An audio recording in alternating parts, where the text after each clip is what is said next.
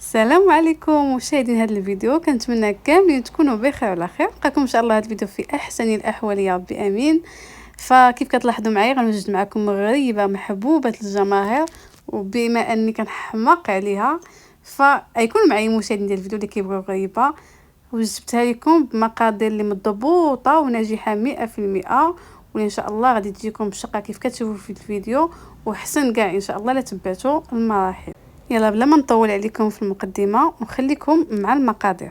فبالنسبه للمقادير غنحتاج معايا هنايا اولا 125 غرام ديال الزبده، يعني علبه ديال الزبده تقسموها على النص. عندي هنايا 4 المعالق كبار ديال اللوز اللي حمرته طحنته، يعني يكون هكا لقاهم بحال هكا.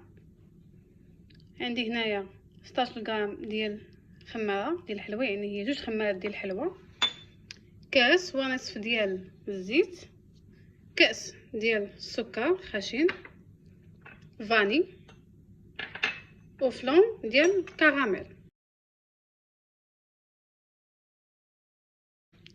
وعندي هنا الدقيق حسب الخليط، هذا الخليط ديجا غربلته وغادي نشوفوا على حساب الخليط. وندوزو دابا نخلطوا المكونات ديالنا. فنبداو على بركه الله. نضيف الزبده ديالي هنا مع الفاني،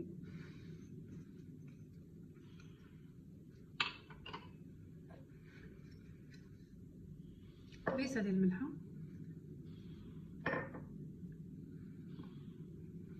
وسكر خشن. نبدا نخدم. فمن الافضل الزبده تكون بحراره المطبخ باش دغيا تسهل معكم ودغيا تعطيكم الطعم.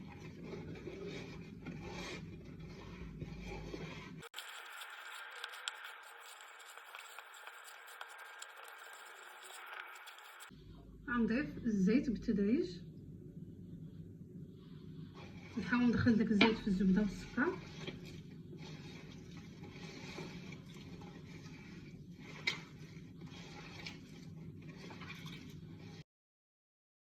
نضيف الزيت المتبقي.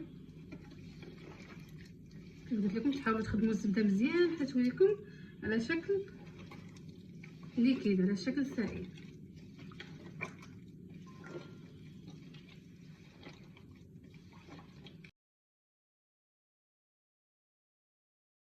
غنضيف دابا فلون كراميل،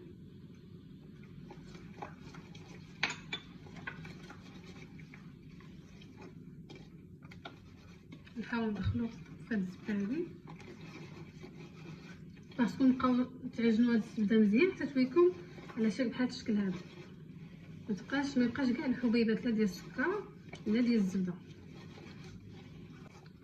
من بعد ما خدمت الزبده ديالي مزيان غنضيف اللوز اللي بقيمات 4 معالق كبار.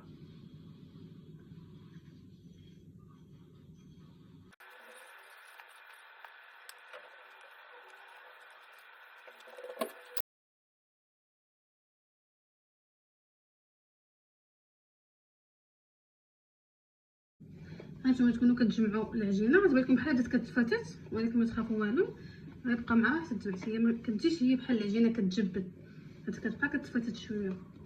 صافي تكملوا تجمع لكم من العجينه. وردوا البال انكم قدرتوا الطحين بالتدريج، ما ديروش دقه واحده، ممكن تقصح لكم ولا شي حاجه. فبالتدريج باش تشوفوا نتوما عندكم ميزانكم ديك الساعه.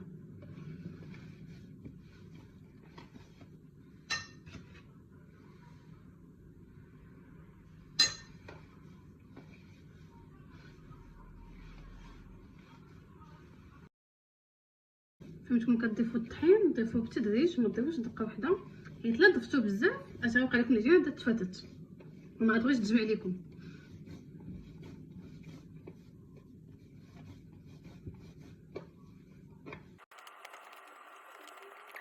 وهنا غندخل فيها الخميره ديال الحلويات.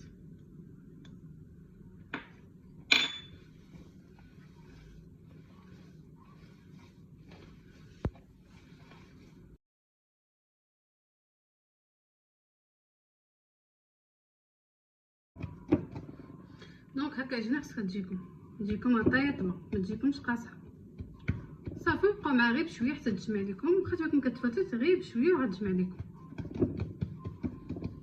صافي دابا من بعد ما تجمعات دابا غندوزو للمرحله الثانيه، غندوها ونحطها في اللاطه ديالي.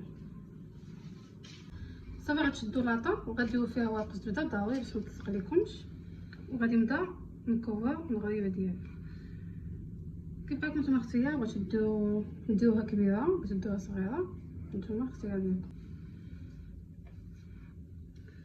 فهاد الاثناء انا وجالسه كندور في هاد الغريبه، فدرت فران يسخن على درجه 180 درجه. خاصكم تدخلوا الغريبه وتكون ديجا فران سخون وتشعلوا لها من الفوق. ملي كتبان لكم بدات كتشقق تشقات لكم مزيان كامل من الفوق، ديك الساعه كتعاودوا تشعلوا ليها من التحت. وسمحوا لي ما وريتكمش الطريقه كيفاش تبقاو تدوروا بالنسبه للناس المبتدئات، وحيت ما كيسحابي كيصور ساعه ما كنتش كنصور يديا. المهم كتاخذوا القياس اللي بغيتو، كيبقى لكم اختيار، بغيتو ديروها صغيره بغيتو ديروها كبيره. يعني قد ما درتوها صغيره غتجي صغيره هي تشقق، ولكن تعطي كميه اكثر. يعني درتوها كبيره كتجي زوينه في المنظر، ولكن كتجي كميه اقل. يعني لكم نتوما حريه الاختيار. فكيف قلت لكم كدوروها بالحجم اللي بغيتو، حاولوا ديروا حجم متساوي وكتقاصوها شي شويه بيديكم. صافي هادشي اللي كاين. وهاد الوصفه ناجحه مليا في المئة. فواخا تكوني اول مره تديريها تبعي غير المراحل ودلكي مزيان الزبده كيف وريتك في الاول، وتبعي غير المراحل وان شاء الله غتشقق لك وتولي زوينه. فتبعي غير داكشي اللي قلت لك. انا كدا تشعلي الفران ديجا على 180 درجه يكون سخون مزيان، وتدخلي الغريبه وتشعلي من الفوق هو الاول، وتردي معها الماء مزيان حيت هاد غير الحلوه كتحرق. يعني كيف كنعرفوا الحلوه الا غفلتي عليها صافي مشات. كيف قلت لكم ملي تدخلوها الفران تنقصوا العافيه وتخليوها حتى تشقق مزيان من الفوق. صافي اين فوا تبان لكم تشقات غادي تشعلوا عليها من التحت صافي، وان شاء الله كتوجد وكتجي زوينه، كتجي بنينه بحال ديال الزنقه، وعاد كتجي مشقه احسن.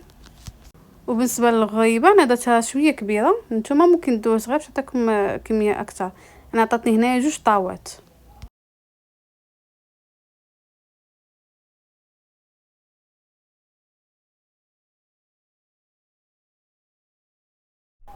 هانتوما كيف كتشوفوا من بعد ما دخلتها الفران، شوفوا الشكل ديالها بدات كتشقق. يعني دغيا كتشقق كتجي زوينه بزاف وكتجي رطبه. هانتوما كيف كتلاحظوا. واحد المعلومه اخرى، ملي تكون تخرجوها من الفران غريبه ما تقيسوهاش بيديكم حتى دغيا كتفتت. يعني حتى تبرد في الطاوه عاد تهزوها حطوها في الطبسيل ولا فين غديروها في طاسه ولا. يعني ملي تكون سخونه ما تقيسوهاش حتى تبرد. وهذا هو الشكل النهائي من بعد ما خرجتها من الفران. كاين شي وحدين تحرقوا لي حيت قلت لكم الحلوى خصكم تردوا مع البال مزيان. وهانتوما الشكل النهائي كتجي زوينه بزاف وكتجي رطبه وكتجي كيف تبارك الله مشقه. يعني بنفس المقادير اللي قلت لكم تطبقوهم غتجيكم بحال هكا وحسن كاع، وتردوا مع البال لا تحرق لكم. وهذا هو الفيديو ديال اليوم. نتمنى ان شاء الله تكون عجباتكم هذه الوصفه وهذه الطريقه، وان شاء الله تنجح معكم. والى فيديو قادم وحلوه جديده. وكيف كنعرفوا الحلوه ديال الغريبه راها غنيه على التعريف، كلشي تيحماق عليها. هي حلوه مغربيه بامتياز، وهي دوز اتاي ديروها في هذا العيد وديروها حتى في الايام الباقيه.